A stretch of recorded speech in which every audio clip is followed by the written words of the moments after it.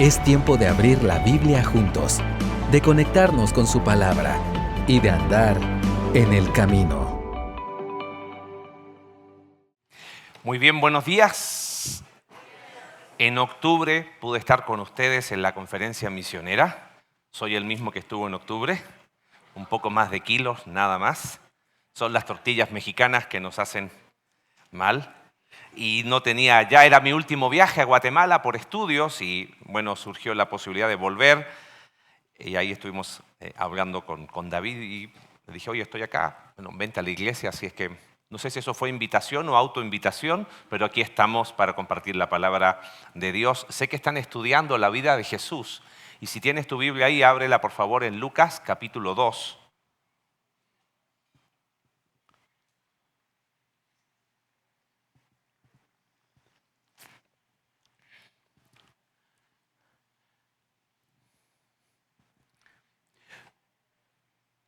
¿A quién le gusta esperar? Nadie, ¿no?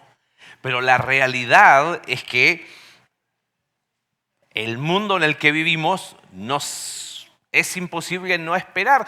Y de hecho, esperar algo importante anima bastante, ¿no? Los que están esperando, por ejemplo, la llegada de un hijo, son 9 meses, no sabemos si de dulce espera o de ansiosa espera, pero hay que esperar. A veces hay esperas que no son tan cómodas como la espera a veces de un diagnóstico cuando hay enfermedad. A veces la espera de una oportunidad de trabajo. Un hombre de nuestra iglesia me dice, ya después de un tiempo sin trabajo, me dijo, he entendido que mi trabajo es buscar trabajo. Y eso hace menos angustiosa la espera. Y aún cuando cambió esa mentalidad, la espera tomó hasta un sentido de necesito aprender a cómo buscar mejor trabajo. Gracias a Dios ya está trabajando. Tuve que esta semana esperar la respuesta de una visa para un viaje que tenía planeado y generalmente demoraba 15 minutos la respuesta y ahora 72 horas máximos llegó a las 70. Yo dije, me parece que no me va a ir bien, pero la espera no siempre es cómoda. A veces llevamos años a Dios pidiendo algo y esa espera se empieza a diluir. Si somos honestos, en un mundo en que todo es instantáneo, donde todo es rápido, donde todo se expresa, esperar parece una pérdida de tiempo. Sin embargo, la vida en un sentido se trata de espera. El problema es que a veces esa espera, si no lo enfocamos bien, nos lleva por dos caminos peligrosos. A veces esa espera se hace tan larga, se vuelve tan tediosa que la espera se transforma en resignación. ¿Y cómo estás? Hasta hay una actitud corporal. Y ya no es una cuestión cuantitativa de espera. El problema ya pasa a estar en el corazón. Se vuelven personas pasivas. Y del otro lado, a los que nos cuesta un poco más esperar, nos volvemos hiperactivos. Como no queremos esperar, nos llenamos de cosas y en vez de haber resignación en el corazón, lo que sucede es que el activismo silencia el corazón. Cuando esa espera larga se vuelve desesperanza, es resignación lo que invade el corazón. Pero a veces para no escuchar lo que ese corazón quizás dolido está diciendo, nos caemos del otro lado, de la hiperactividad y nos llenamos de tantas cosas que ese activismo va silenciando el corazón. Guarda estos dos conceptos. Esperanza y actividad. Porque en el pasaje que vamos a ver hoy hay estos dos conceptos más un tercero que me gustaría que los podamos analizar. Y qué mejor que leer el texto bíblico que nos corresponde el día de hoy en Lucas capítulo 2. Empezamos la lectura en el versículo 21.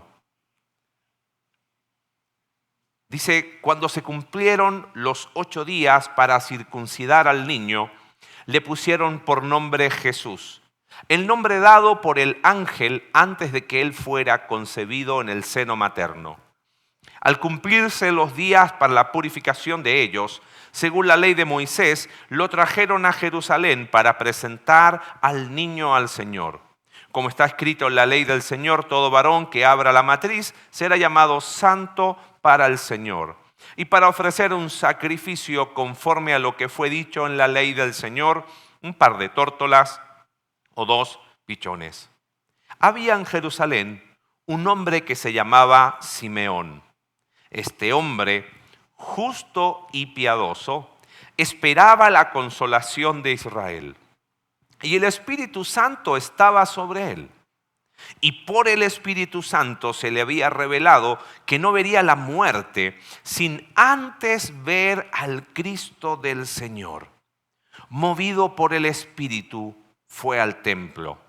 Y cuando los padres del niño Jesús lo trajeron para cumplir por él el rito de la ley, Simeón tomó al niño en sus brazos y bendijo a Dios diciendo: Ahora, Señor, permite que tu siervo se vaya en paz conforme a tu palabra, porque mis ojos han visto tu salvación, la cual has preparado en presencia de todos los pueblos, luz de revelación a los gentiles y gloria de tu pueblo Israel.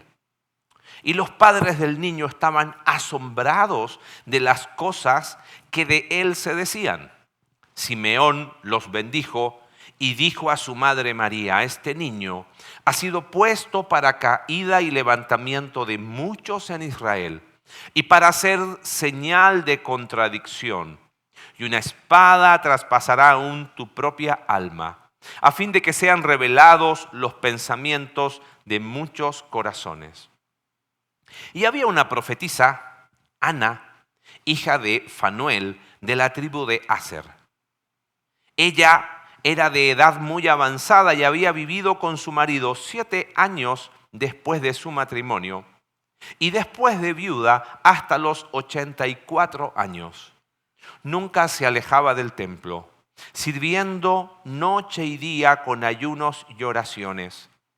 Llegando ella en ese preciso momento, daba gracias a Dios y hablaba del niño a todos los que esperaban la redención de Jerusalén. Oramos. Señor, te pido que en esta mañana hables a nuestras vidas. Que tu Espíritu Santo pueda iluminar nuestra mente para que tu palabra pueda ser ese espejo que nuestro corazón necesita. No es tanto, Señor, cómo aplicamos esa palabra a mi vida, sino cómo mi vida se sujeta a tu palabra. Es ella la que no cambia. Pero nosotros necesitamos ser cambiados por ella. Háblanos, Señor, en esta mañana. Lo pedimos en el nombre de Jesús. Amén. En esta porción me gustaría, en el tiempo que me queda, invitarte a verla desde la perspectiva de estas 2 personas que aparecen en este relato. Podríamos hablarlo desde la perspectiva de los padres de Jesús, de lo que Jesús estaba experimentando aún siendo un niño. Pero es muy interesante que Lucas en este relato muestra cómo tanto José y María eran personas piadosas que están cumpliendo la ley, se purifica posparto, presentan al primogénito a Dios y lo consagran a Dios. No vamos a ver más detalles del texto, pero probablemente el hecho de que hayan presentado 2, como dice ahí el versículo 24, 2 tórtolas, nos muestran que quizás José y María eran personas que no tenían muchos recursos. Ahora, lo interesante es lo que está pasando en el Evangelio de Lucas. Nosotros en nuestra iglesia Ya nos sentenciaron que teníamos que terminar Lucas porque ya llevamos desde el fin del 2024. Entonces dijimos, ya, basta, tiene que terminar Lucas para seguir después con Juan. Pero Lucas hace cosas increíbles. Lucas es quizás el mejor historiador de la vida de Jesús y es un experto narrador que va contando historias, pero que van entrelazadas. Si recuerdas ahí en tu Biblia, en el capítulo 1, cuando empieza Lucas a hablar, empieza a hablar del anuncio del nacimiento de Juan el Bautista y después del anuncio del nacimiento de Jesús. Después vuelve a hablar de Juan el Bautista y va entrelazando las historias y va como que todo se va preparando. ¿Te acuerdas esa pareja de ancianos levitas, Zacarías y Elizabeth? Luego María y José. Está Elizabeth y Zacarías en el templo, pero después nos trasladamos a Nazaret. Después en el capítulo 2 llegamos a Belén. Y ahora estamos de vuelta en Jerusalén. Te decía recién, esperanza, actividad.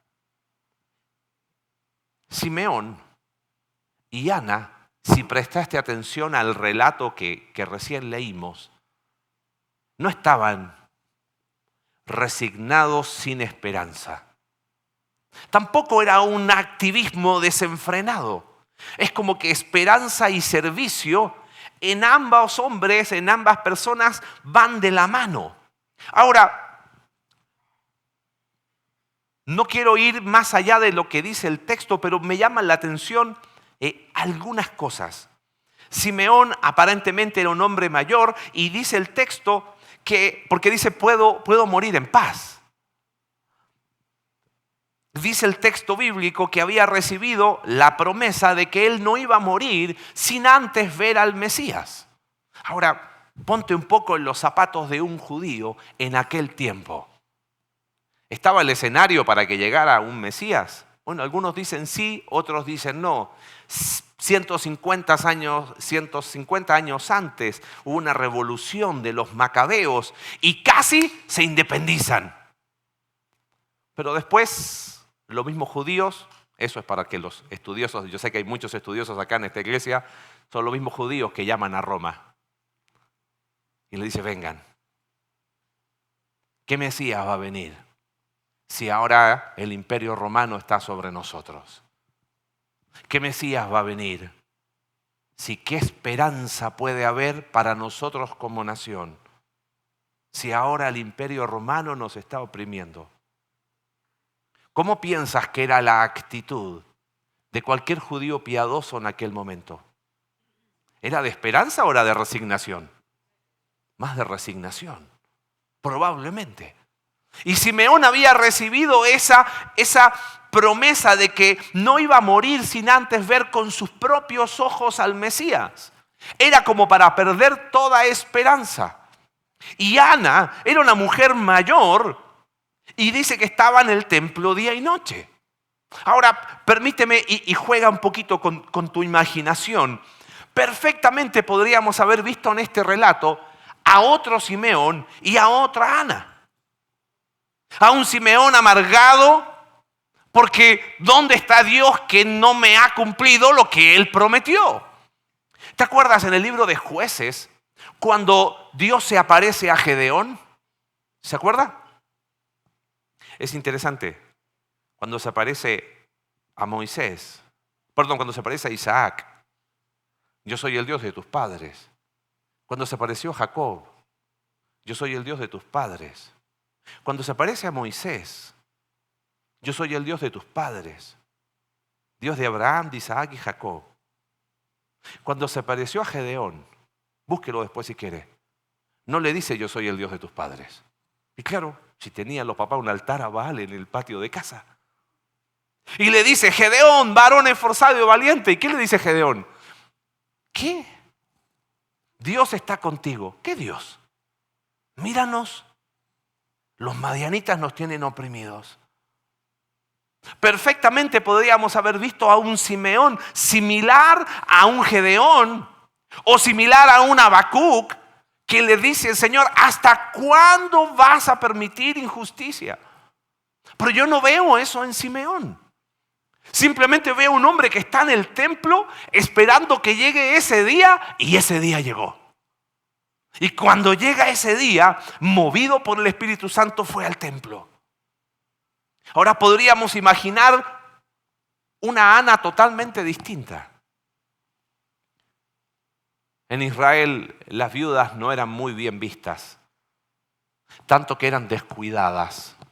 Por eso la ley y el Señor Jesús y el Nuevo Testamento habla tanto del cuidado a las viudas, porque eran menospreciadas. ¿Te acuerdas una mujer viuda del Antiguo Testamento? Amargadísima, porque Dios me ha puesto ¿en qué cosa? En amargura. ¿Alguien se acuerda cómo se llamaba esa mujer? Noemí. Pero yo no veo eso en Ana. Ella dice, el texto bíblico, que servía noche y día con ayunos y oraciones. Podría perfectamente haberse amargado por su dolor, pero ella no hizo de eso su identidad. Entonces, estamos hablando de dos personas que no solamente tenían esperanza, sino que mostraban servicio a Dios, pero porque algo diferente había ¿en qué cosa? En su corazón. ¿Me sigue a dónde voy? Unamos eso. Si te puedes llevar algo esta mañana, es que la esperanza servicial es fruto de un corazón transformado. La esperanza servicial es fruto de un corazón transformado. Y antes de analizarlo, algunas características de ese corazón que se expresa en esperanza servicial, ¿sabes qué me preocupa? Y lo digo en mi vida personal. Que a veces hay esperanza sin servicio, y eso no es esperanza, eso es pasividad. ¿Cómo estás? No, me estoy tomando un tiempo sabático en la iglesia, y es como que no se tome Dios un sabático contigo, ¿no? Porque ese va a estar complicado. Y hay otros que sirven y son, no paran. Pero sirven es puro activismo. Cuando ambas se combinan, esperanza y servicio, eso es fruto de un corazón transformado. Y creo que hay algo para nosotros hoy. Analicemos qué hay más profundo. ¿Qué poder ver como una esperanza servicial fruto de un corazón transformado? Fíjate qué se dice de Simeón, capítulo 2, versículo 25. Este hombre, dice, justo y piadoso. De Ana, dice el versículo 37, no se alejaba del templo sirviendo día y noche, pero mira cómo servía ella. ¿Con qué cosa? ¿Con mucho activismo? ¿Con qué servía? Con ayunos. ¿Y qué más? Como que bastante poco productivo ese servicio, ¿no? Bueno, a ver, claro, la respuesta espiritual, obvio, no, hermano, ¿cómo va a decir eso? Pero en la práctica es como, ¿y solo eso hacía Ana? Mira, creo que lo primero que veo en estas dos personas es que ¿sabes por qué ellos tenían una esperanza servicial? Es porque había devoción piadosa. Justo. Dice de Simeón que era justo. Eso tiene que ver que él vivía de acuerdo a lo que creía. Justo y piadoso, que exhibe una vida temerosa de Dios. Es evidente que para ellos lo más importante no tenía que ver con cuánto ellos hacían, sino quiénes eran delante de Dios. Mire, usted lo ha escuchado muchísimas veces, que lo primero es ser, después estar y después aprender a hacer. Pero cuando yo invierto el orden, hay un problema. El orden correcto es sirvo a Dios porque las cosas en mi corazón están bien. Justo y piadoso. Sirviendo a Dios con oraciones y ayunos. Cuando en el corazón las cosas están en orden, Servir a Dios, ¡puf!, es una esperanza servicial, brota solo. Ahora, otra vez, seamos honestos. ¿Cuántas veces hemos usado el servicio a Dios para ahogar o tapar nuestros problemas del alma? A veces el activismo nos da una sensación de valor tan grande cuando nos olvidamos que nuestro valor está ¿en quién? En Cristo. Recuerdo que estaba una vez de visita en un país hablando de que nuestro valor no está en lo que hacemos. Y se lo estaba diciendo a un equipo de misioneros. Y les decía, no está tanto en lo que hacemos, sino en lo que somos. Por eso Pablo en la carta a los Efesios gasta los primeros 3 capítulos diciendo todo lo que somos por estar en Cristo.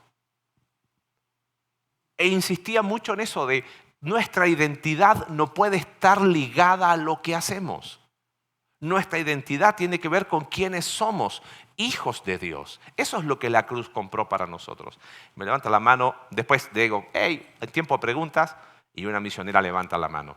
Me dice, Marce, todo muy lindo lo que dices, pero es que mi vida se trata de servir a Dios. Yo dije, sí, claro, eso es muy bueno. Pero es que me estás diciendo que primero tiene que ver con, yo si no sirvo, no sirvo. Sí, le dije, muy bien. Pero y como que insistía, pero es que yo si no hablo de ministerio, ¿de qué voy a hablar? Mi vida gira en torno a lo que hago. Y se me ocurre decirle algo. Le digo, imagínate que caes enferma. Espero que no suceda. ¿Qué va a pasar con tu vida? Volví al año y había caído enferma a los 6 meses. Ojo, no soy profeta, no se preocupe, ¿ok? Pero, y se me acercó.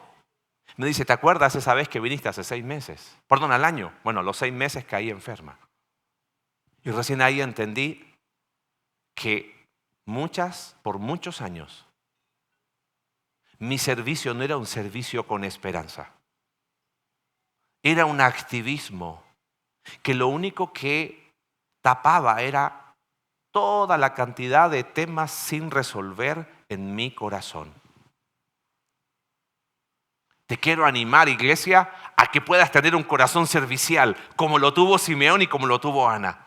Pero no es lo mismo servicio o esperanza servicial que activismo. Ahora vamos a ver por qué. No es lo mismo. Muchas veces ese activismo lo único que hace es ahogar mis temas sin resolver. A veces hago muchas cosas para sentirme útil. Y uno dice, ¿y por qué se quiere sentir tan útil? Porque toda la vida me dijeron que era un inútil, ¿no? Y uso el servicio a Dios para querer cambiar eso. Algunos dicen, bueno, es que yo sirvo a Dios para pagarle a Él todo lo que me ha hecho de bueno. ¿Piensa que alguna vez vamos a terminar de pagarlo? Entonces vivimos en deuda con Dios, cuando Jesús ya pagó la deuda por nosotros. A veces servimos a Dios de manera transaccional. Señor, yo te sirvo, tú me das. No servimos desde la perfección, pero sí desde un corazón que no es un caos. Mire, ¿cómo lo digo? Bueno, lo digo como es. En noviembre, sí sé que se está grabando, pero no hay problema. Total es sin nombre.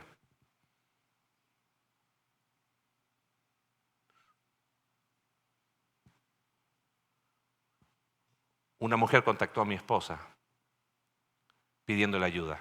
Le conocemos hace muchos años. Por fuera, un matrimonio que servía a Dios de una manera increíble. Si evaluábamos su vida por su servicio, ¡wow!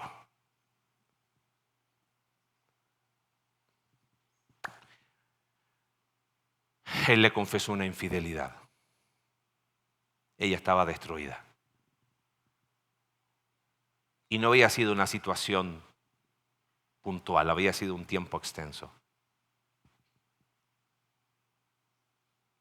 Lo que más le decía a ella, a mi esposa, era: yo pensé que estábamos en el mejor momento de nuestras vidas. Y hablábamos mucho con mi esposa de cómo a veces el servicio a Dios puede tapar problemas más profundos. Simeón y Ana no son destacados por la cantidad de cosas que hacían, sino porque tenía un corazón piadoso, un corazón justo. Su servicio de Ana era orar y ayunar. Iglesia, si tu corazón está en caos, yo te animaría que antes de seguir sirviendo, levantes bandera blanca y pidas ayuda. Porque el servicio a Dios por sí mismo no arregla el caos del corazón. Por eso es la esperanza servicial, es fruto de un corazón transformado. Como todavía estamos medio en inicio de año, ¿no? Hay desafíos por delante. Abrázalos. Toma desafíos de servicio y de crecimiento, pero que sean el fruto de un corazón en orden, sin caos. Como Simeón, como Ana. Ahora volvamos al texto para ver qué otras cosas más podemos aprender de estas dos personas. Me gusta llamarles personas y no personajes, porque eran personas de carne y hueso, no personajes de un cuento. Fíjese versículo 25. Este hombre justo y piadoso, dice, esperaba la consolación de Israel. El Espíritu Santo estaba sobre él. Y dice que él aguardaba, esperaba esa consolación de Israel. Después, versículo 29, Simeón dice, Señor, permite que tu siervo se vaya en paz conforme a tu palabra. Mis ojos han visto tu salvación, la cual has preparado en presencia de todos los pueblos. Y fíjate lo que dice, luz de revelación, ¿a quién? A gentiles, y gloria de tu pueblo Israel. Ahí tenemos para pegarnos un clavado teológico, pero no es el momento. Pero fíjate la amplitud que está diciendo Simeón. Lucas tiene algo muy particular. Nosotros, le dije, hemos estado estudiando ya Lucas por mucho tiempo y le llamamos así, Lucas, esperanza para la humanidad. Porque todo el relato de Lucas muestra que el Mesías trae esperanza, ¿sabes para quién? Para todos. Pero ¿quiénes son esos todos? Zacarías y Elizabeth, ancianos, ¿qué podían aportar? Y uno empieza a trazar una historia en Lucas capítulo 4, eso es exclusivo de Lucas. Se levanta Jesús en la sinagoga en Nazaret. Lee Isaías capítulo 61 y dice, el Espíritu de Dios está sobre mí. Me ha ungido el Señor para anunciar buenas nuevas a los pobres. Los pobres no tenían esperanza. Para sanar a los quebrantados de corazón. Para dar libertad a los cautivos y vista a los ciegos. Para proclamar la esperanza. Y después se sienta y dice, hoy se ha cumplido esa profecía acá. Lucas empieza a mostrar que hay una historia más grande que la misma historia de Israel. Iglesia, este libro no trata de la historia de Israel, no se confunda. Este es el libro que trata de la historia de ¿quién? De Dios. A través de un montón de personas, incluida la nación de Israel. Pero este es el libro de la historia de Dios. Y en la historia de Dios, la perspectiva hace así. ¿Sabes por qué Simeón y Ana tenían esta esperanza servicial? No solo porque había devoción piadosa, sino porque había una perspectiva mayor. Había una perspectiva mayor. Mira, quiero que trates de imaginar un poco este escenario. Simeón había recibido la promesa de que él no iba a morir sin antes ver a quién, al Mesías. Está en el templo, es movido por el Espíritu Santo. Como dice el versículo 27, movido por el Espíritu Santo fue al templo. Me pregunto, ¿cuántas veces quizás habrá ido al templo esperando ese día? Y ese día llegó. ¿Qué hubieses hecho tú? ¿Qué hubiese hecho yo en lugar de Simeón? Seamos honestos. Yo lo hubiese hecho todo acerca de mí. Me saco una selfie con el Mesías, aquí cumpliéndose la palabra de Dios. ¿Para quién? Para mí. Porque esta era la promesa que Dios me había hecho ¿a quién? A mí. Y perfectamente Simeón podría haber hecho todo acerca de quién? De él. Y él dice, Señor, ya está. Yo me puedo ir en paz. Pero esto no se trata de mí, esto se trata de que tú has preparado la llegada del Salvador en presencia de todos los pueblos, luz de revelación a los gentiles y gloria de tu pueblo Israel. Y empieza a hablar ya no de él, empieza a hablar del niño. Versículo 34, este niño ha sido puesto para caída y levantamiento de muchos. Claro, caída para los que lo rechazaban, levantamiento para los que iban a creer en él. Y para señal de contradicción, y una espada traspasará aún tu propia alma a fin de que sean revelados los pensamientos de muchos corazones. ¡Wow! Y Ana, fíjate la reacción de Ana, versículo 38. Llegando ella en ese preciso momento, ve al niño, da gracias a Dios y fíjate qué hacía. Hablaba del niño a todos los que esperaban, ¿qué cosa? Ella vio lo que estaba diciendo Simeón y dice, ya, él es, ya está. Aquí no se trata de Simeón, no se trata de mí, se trata de una perspectiva ¿qué? Mayor. Mire, Simeón no niega lo particular, pero él no hace que todo se trate de él. A mí me preocupa a veces lo ensimismado que vivimos y hacemos de nuestros problemas el único gran problema de la humanidad. Tanto Simeón como Ana tienen una perspectiva más grande y eso debería afectar todas las áreas de mi vida. El otro día alguien citaba una frase de un profesor que decía que, hablando de enfermedad, la verdad, decía, sí, estoy enfermo, pero no hay nada que una buena resurrección no pueda arreglar, ¿no? ¿Sabe qué es eso? Eso es perspectiva mayor. ¿Sí o no? Y ojo, no vengo a hablarte de la muerte, ni mucho menos, pero Simeón dice, yo me puedo ir en paz. Iglesia, cuando servimos a Dios, si lo hacemos sin esperanza, nos volvemos profesionales. ¿Qué es lo que yo tengo que hacer? Yo tengo que tomar esto y dejarlo aquí. Y lo voy a hacer perfecto, con excelencia. Pero si yo no me doy cuenta que esto forma parte de un cuadro más grande, qué cansado se hace servir a Dios.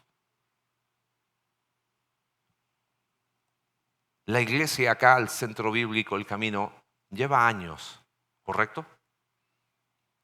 ¿Y cuántos años más va a estar? Los que Dios disponga. Pero hay algo más grande que la misma iglesia, Centro Bíblico, El Camino. Y es el reino de Dios. Y cuando yo veo eso, digo, Señor, nuestra vida es tan corta. Lo que hacemos es tan pequeño. Pero yo no quiero que se trate de un servicio. Quiero que se trate de esperanza servicial. Ver que esto se trata de Jesús. Es mucho más amplio, es mucho más grande que lo que nosotros podemos hacer. Cuidado con volvernos profesionales del servicio a Dios sin una perspectiva mayor. Nosotros no tenemos idea del impacto que puede tener nuestro servicio a Dios. Y creo que Dios, en su sentido del humor, se encarga de que nosotros no sepamos. No necesitamos saberlo, pero sí hacerlo con esa perspectiva más grande. No se trata del reino de una iglesia local. No se trata de nuestra forma de ser. Se trata del reino de Dios. Y eso nos da una amplitud y nos debería dar un descanso al alma. Entonces ya no se trata de solo servicio o solo resignación o activismo. Se trata de una esperanza servicial que es fruto de un corazón transformado. Termino con algunas reflexiones, pero sobre todo en Simeón, que es de quien más se habla. Porque para que pueda haber esa esperanza servicial, que es fruto de un corazón transformado, no se puede hacer sin el Espíritu Santo. Y fíjese algunas cosas que me gustaría destacar. Versículo 25. El Espíritu Santo estaba sobre él. Y por el Espíritu Santo, verso 26, se le había revelado que no vería la muerte. Movido por el Espíritu, fue al templo. ¡Wow! Lucas es el evangelio que más habla del Espíritu Santo. Y aquí vemos claramente que este hombre que tenía un corazón piadoso, que tenía una perspectiva mayor, clave en su vida la dependencia del Espíritu Santo. Es el Espíritu Santo que lo llevó, es el Espíritu Santo que lo impulsó. Una vez leyendo un libro de un hombre que sirvió en el ministerio de dulos, de estos barcos biblioteca, citaba a otro autor y decía, hay personas que si les quitaran el Espíritu Santo, seguirían haciendo exactamente lo mismo. Yo me tomé mi tiempo para entenderla, yo soy medio lento. Dije, a ver, ¿cómo fue eso? Hay personas que si les quitaras el Espíritu Santo, seguirían haciendo lo mismo. Si el Espíritu Santo no obrara en su vida, ¿usted vendría igual el domingo? No me responda. Ya que llevo tantos años, lo hago porque hay que hacerlo.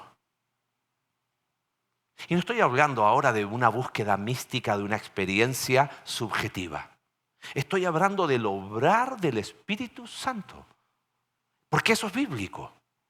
Fue movido por el Espíritu Santo. Y el Espíritu Santo obró en él. Y por el Espíritu tenía revelación. Ahora nosotros, gracias a Dios, tenemos esta revelación. Pero es el Espíritu Santo que nos da la iluminación para entenderla. Si el Espíritu Santo no obrara en su vida, ¿usted serviría a Dios igual? O se lo pregunto al revés. ¿Cuánto de Espíritu Santo o del obrar del Espíritu Santo se manifiesta en su servicio? Quizás eso muestra que nos hemos vuelto profesionales del servicio. Entonces servimos sin esperanza, puro activismo. O esperamos sin servicio, pura resignación. Pero cuando van ambas juntas y un corazón está sano, entonces podemos comprender que la esperanza servicial es fruto, evidencia, resultado de un corazón transformado. Inclusive las palabras que Simeón, las leí recién, le dirige a María y a José. Dijo a su madre, bueno, José estaba presente, pero habla directamente a su madre. No fueron palabras producto de sabiduría humana. Fue fruto de la obra del Espíritu Santo. Quiero cerrar con un par de cositas prácticas.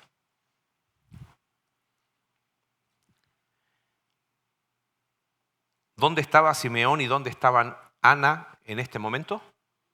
En el templo. ¿Había un lugar más corrupto que el templo en aquel momento?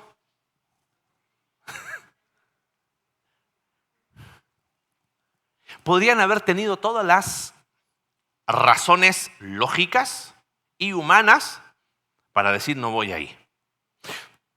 Pero hay algo que creo que estaba en el corazón de ellos. A pesar de lo que había en el templo, a pesar de la corrupción que había ahí, como Simeón y Ana, Eran personas piadosas. Eran personas que tenían una perspectiva mayor. Eran personas dependientes del Espíritu Santo. Mira, si hay un lugar donde el obrar de Dios va a empezar, va a ser ahí. Y donde Dios está obrando, yo ahí quiero estar. ¿Sabes? Dios te ha puesto en su iglesia. Imperfecta. ¿De acuerdo? Con muchos problemas. ¿De acuerdo? Ojo, estoy hablando de la generalidad de cualquier iglesia. Capaz que a lo mejor acá es la excepción, ¿no? ¿Qué trajimos todos nosotros esta mañana? No fue la Biblia. Fue el pecado. ¿Luchamos todos con el pecado o no? Esa carne que quiere hacer lo que quiere. Y si hay pecado y hay pecadores conviviendo juntos, ¿cuál va a ser el resultado? Más pecado y más problemas. Uno podría decir, ni vale la pena. Pero es en la iglesia, aún con sus defectos, donde Dios sigue obrando. Y como es en la iglesia donde Dios sigue obrando, allí es donde va a estar las personas que ponen su esperanza en Dios y las personas que dicen, Señor, como yo te estoy esperando, yo te sirvo. Y si vienes, que me encuentres sirviendo. Y si mi servicio se trata de oración y ayuno, eso es lo que voy a hacer. Pero porque te estoy esperando, porque tengo una perspectiva más grande, porque hay un corazón que está en orden.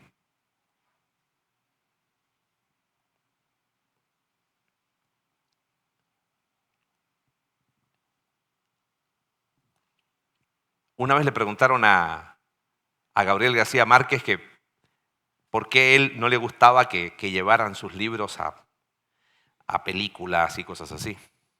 Y él decía que no le gustaba eso porque así cuando las personas leyeran sus libros, sus personajes tenían rostros familiares.